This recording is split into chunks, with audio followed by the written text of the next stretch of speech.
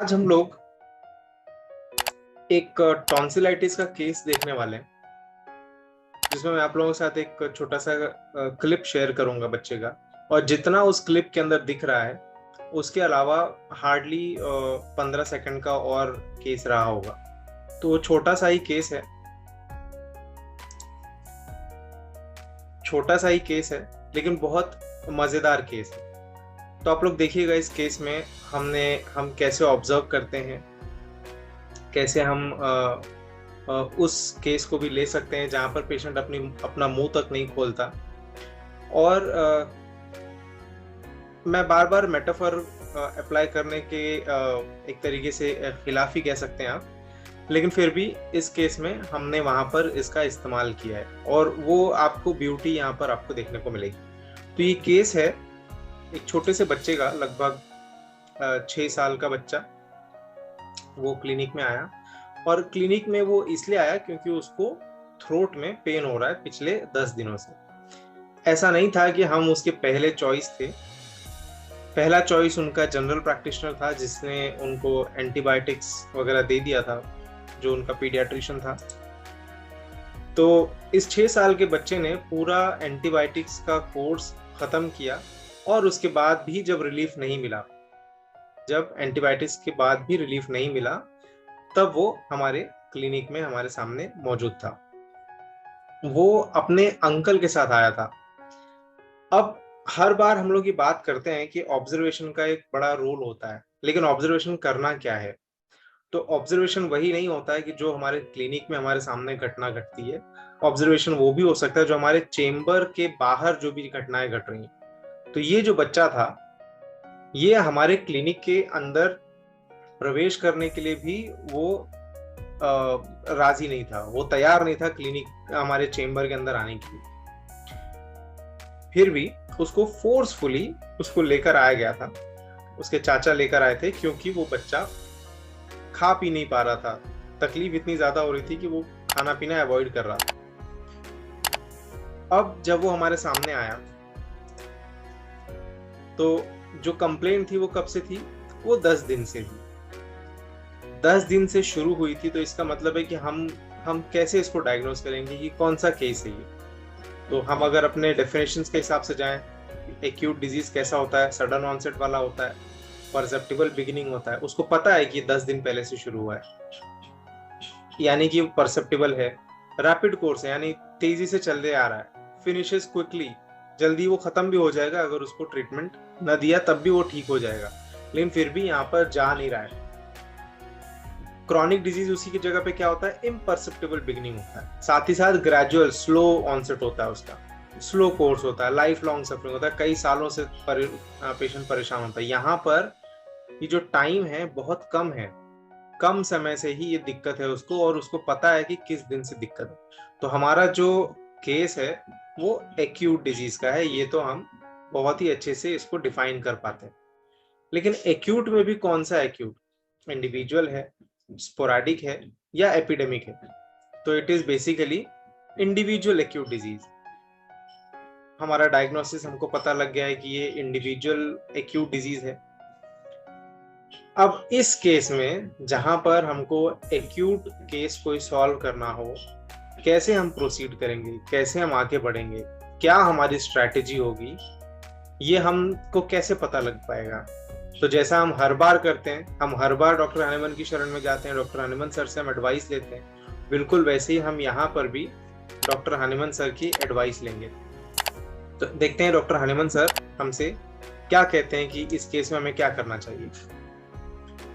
कल भी हमने ये एफोरिज्म पढ़ा था, और अब तक जितनी बार भी हमने एक्यूट डिजीज के बारे में बात की है, हर बार इस एफोरिज्म को हमने पढ़ा है, लेकिन आज हम वापस दोबारा इसको पढ़ेंगे। तो इसमें ये कहते हैं, useful to the physician in assisting him to cure are the particulars of most probable exciting cause of the acute disease।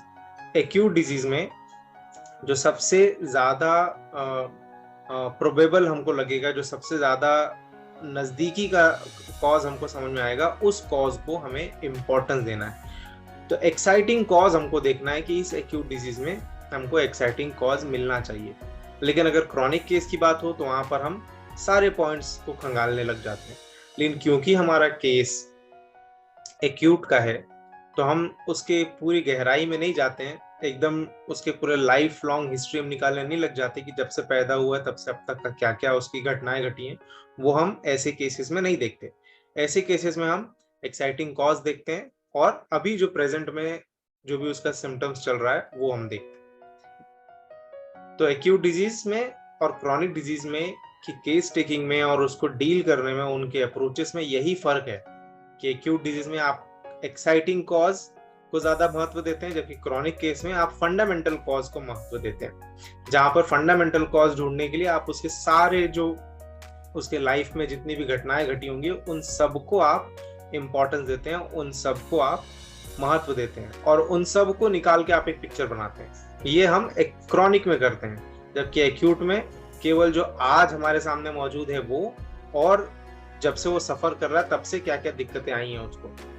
तो एक्यूट केस में हम मोस्ट यानी सबसे ज्यादा, जिसके सबसे ज्यादा चांसेस होंगे उस एक्साइटिंग कॉज को हम महत्व देते हैं और उसको इंपॉर्टेंस देते हैं, हम उसको सिलेक्ट करने की कोशिश करते हैं। लेकिन ऐसे भी केसेस होते हैं जहां पर आपको कॉज ना मिले। ऐसे भी केसेस आपके सामने आ जाते हैं जहां पर पेशेंट या तो कॉज बता नहीं पा रहा है, उसको रिलेट नहीं कर पा रहा है, या हम अपने अथक प्रयासों के बावजूद भी उसको निकलवा नहीं पा रहे। प्रॉब्लम कहीं भी हो सकती है, पेशेंट में भी हो सकती है प्रॉब्लम, हम में भी ये प्रॉब्लम हो सकती है। लेकिन ऐसे केसेस में हमारे हाथ जरूर बंध जाते हैं, कुछ पॉइंट्स हमारे जरूर कम हो जाते हैं, लेकिन पूरी तरीके से हम सीज नहीं हो जाते, पूरी तरीके से हम फ्रीज आउट नहीं हो जाते। हमारे पास फिर भी मौका होता है। क्या मौका होता है देखते हैं एफोरिज्म नंबर 7 में। एफोरिज्म नंबर 7 में वो हमको बताते हैं, now as in a disease from which no manifest exciting or maintaining cause, यानी कि cause occasionalis has to be removed, we can perceive nothing but the morbid symptoms. It must be the symptoms alone by which the disease demands and points to the remedy suited to relieve it. ये aphorism number 7 का first para है और इस first para में वो हमको बताते हैं, पहली लाइन में वो लिखते हैं कि ऐसे केसेस जहां पर हमको कोई एक्साइटिंग कॉज या कोई मेंटेनिंग कॉज या कोई कॉजा ओकेजनलिस या हमको अगर ना मिले जिसको कि हमको दूर करना पड़े या जिसको हम कंसिडर कर सकें, तो वहां पर हम क्या देख पाते हैं? वहां पर हम वही देख पाते हैं जो सिर्फ सिम्टम्स बच जाते हैं। We can perceive nothing but the morbid symptoms. हम केवल सिम्टम्स देख पाते हैं, हम केवल उस पेशेंट के फीचर्स देख पाते हैं, बाकी कॉज तो हमको मिला नहीं। और यही सिम्टम्स होंगे, जहां कॉज नहीं मिलेगा वहां पर यही जो बचे हुए दूसरे सिम्टम्स होंगे उनको हम अटेंशन देंगे, उनको हम ज्यादा इंपॉर्टेंस देंगे, उनकी अहमियत ज्यादा हो जाएगी। Be the symptoms alone by which the disease demands. ये सिम्टम्स ही होते हैं जो हमको बताते हैं कि उनको किस तरीके की मेडिसिन चाहिए ताकि उसको आराम मिल जाए, ताकि उस पेशेंट को रिलीफ मिल जाए। तो इस केस में भी हमने जब इस केस को देखा, पेशेंट तो आया था, छोटा बच्चा ही है, हमने उससे बात करने की कोशिश की, हमने बहुत सारे क्वेश्चंस उससे पूछे, लेकिन किसी का भी हमको सही जवाब नहीं मिला। लेकिन हमको कुछ चीजें देखने को मिल रही थी कि वो बच्चा जो था वो बहुत डरा हुआ था, बहुत सहमा हुआ था, और इस छोटे से केस में वो एक शब्द भी अपने मुंह से बोला नहीं उसने। इनफैक्ट वो तो अंदर आना भी नहीं चाह रहा था, वो इतना डरा हुआ और सहमा हुआ था। तो अब इस केस को देखने के बाद या कुछ थोड़ा बहुत छोटा मोटा इंक्वायरी करने के बाद हमारे पास क्या था? हमारे पास ना तो कॉज था, ना तो हमारे पास कोई मोडालिटी थी, ना तो हमारे पास कोई कॉन्कोमिटेंट था, ना ही कोई टाइम मोडालिटी थी और ना ही कोई सेंसेशन था। फिर हम आगे कैसे बढ़े? क्या करना चाहिए ऐसे केसेस में जब हमको आगे बढ़ना हो? तो हमको जो हेल्प मिलती है इन सब केसेस में वो होती है हमारी आंखों से। जो कुछ भी हमारी आंखें देख सकती हैं, हमारा मस्तिष्क जो कुछ भी समझ सकता है और जो कुछ भी हम एब्जॉर्ब कर सकते हैं हमारे ऑब्जर्वेशन से। हमारा जो स्किल होता है ऑब्जर्व करने का किसी भी एक्टिविटी को, उस पेशेंट के फीचर्स को, उसके एक्सप्रेशंस को, यही हमको हेल्प करता है उन केसेस में जहाँ बच्चा बोल ना पा रहा हो या बोल ना रहा हो, या जहाँ पर भी हमको ऐसे आकर ऑब्स्ट्रक्शन मिल जाए कि हमको कुछ भी डेटा मिल नहीं पाता है। तो मैं चाहता हूँ आप लोग ये वीडियो देखिए और समझने की कोशिश करिए कि इस बच्चे के चेहरे में आपको क्या दिखाई दे रहा है। एक हफ्ता पहले हुआ हाँ था। भैया, क्या हो रहा है आपको? बताओ क्या हो रहा है? इंजेक्शन चाहिए? दे दूं छोटा सा? नहीं, अरे, नहीं ना, रोने लगेगा। नहीं यार, इंजेक्शन नहीं देंगे, मजाक कर रहा हूँ। क्या हो रहा है बताओ, तकलीफ क्या क्या हो हो रहा रही है? है? कहाँ दुख रहा है बताओ इनको। कहाँ पे दर्द हो रहा है? बस? और क्या हो रहा है? कैसे बताओ दुख क्या रहा हो है? रहा है? कैसे दुख रहा है? क्या हो रहा है बेटा? इधर देखो, देखो इधर, क्या हो गया? क्यों रो रहे हो? क्यों रो रहे हो? हम लोग प्यार करते हैं ना आपको। बताओ कहाँ दुख रहा है, कैसे दुख रहा है? क्या हो बच्चा? ठीक है, आपको जल्दी ठीक होना है ना?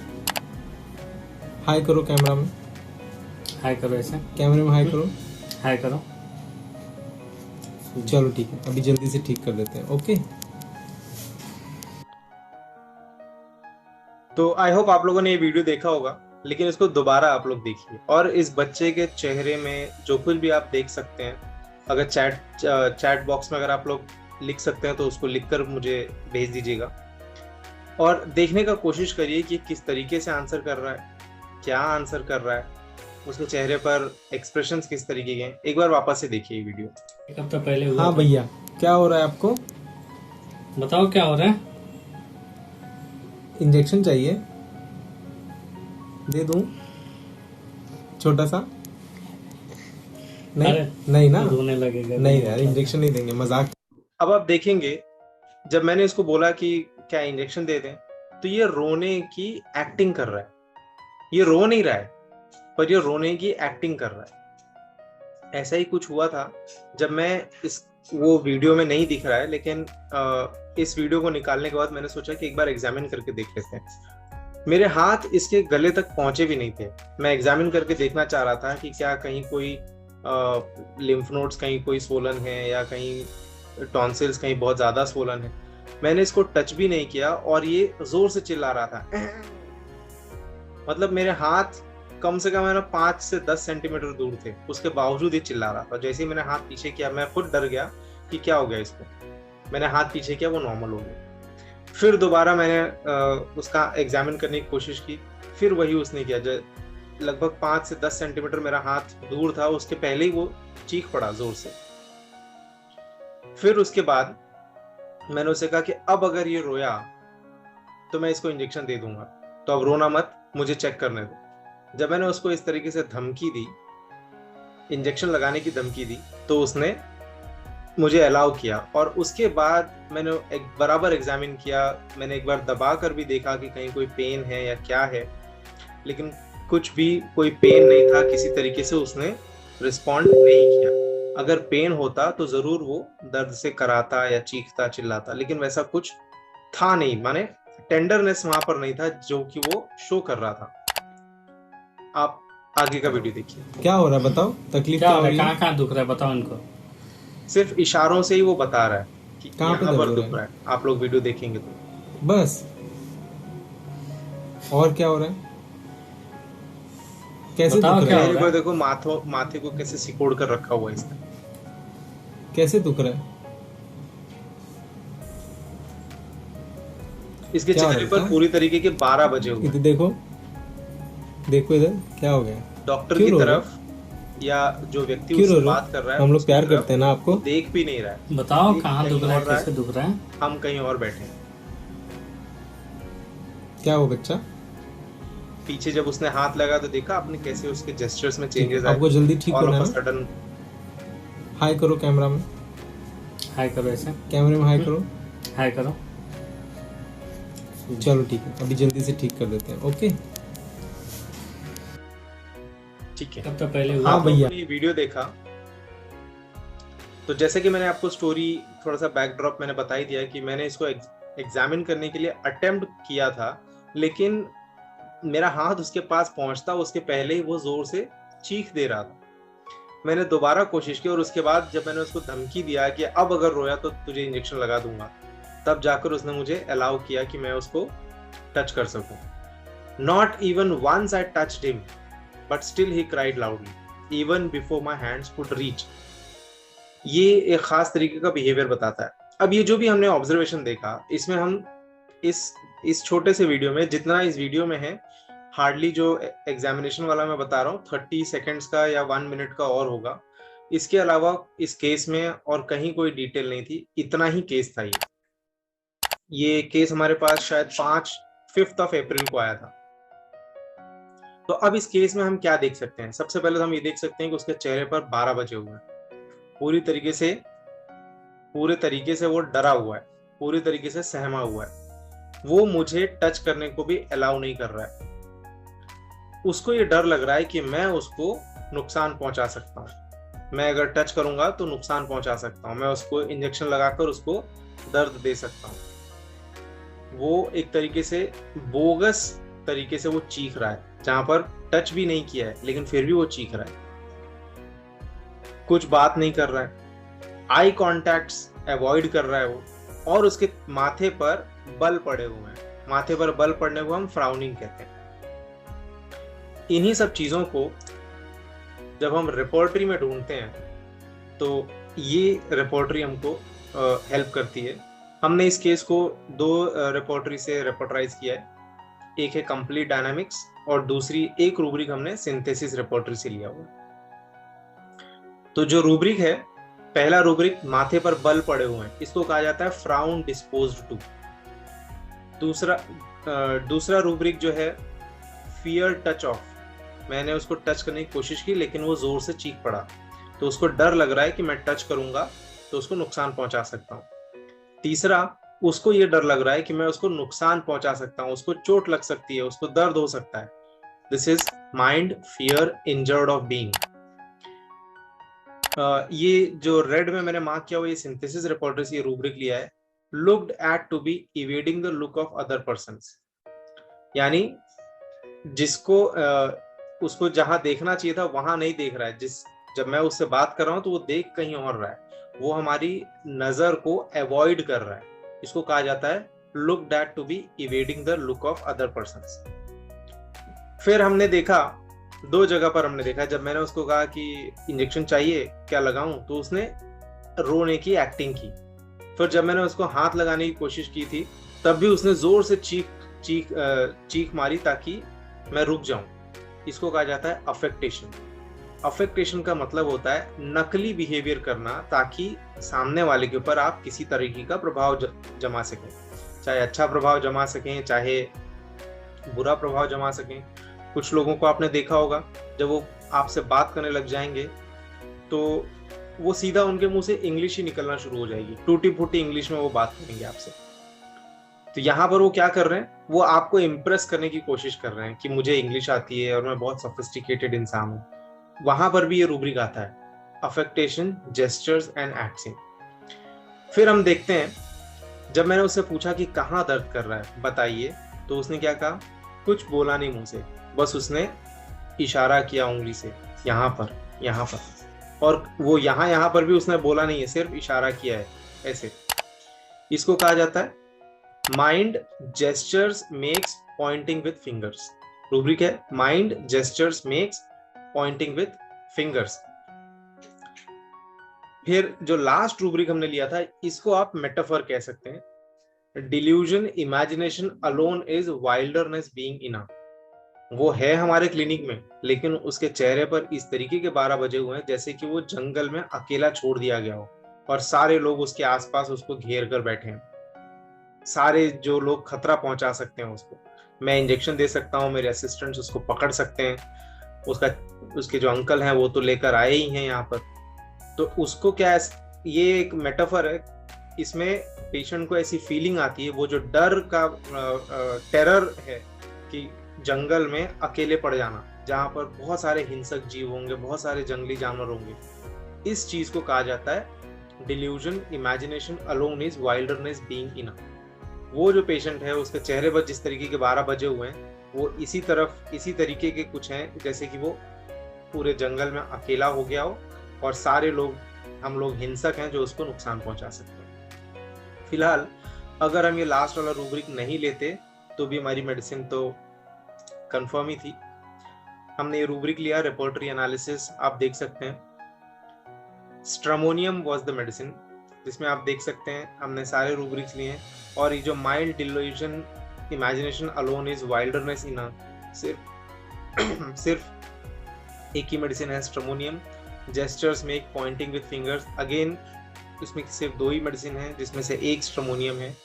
Mind affectation, gestures and acts in, इसमें 4 मेडिसिन हैं, जिसमें से एक स्ट्रामोनियम है।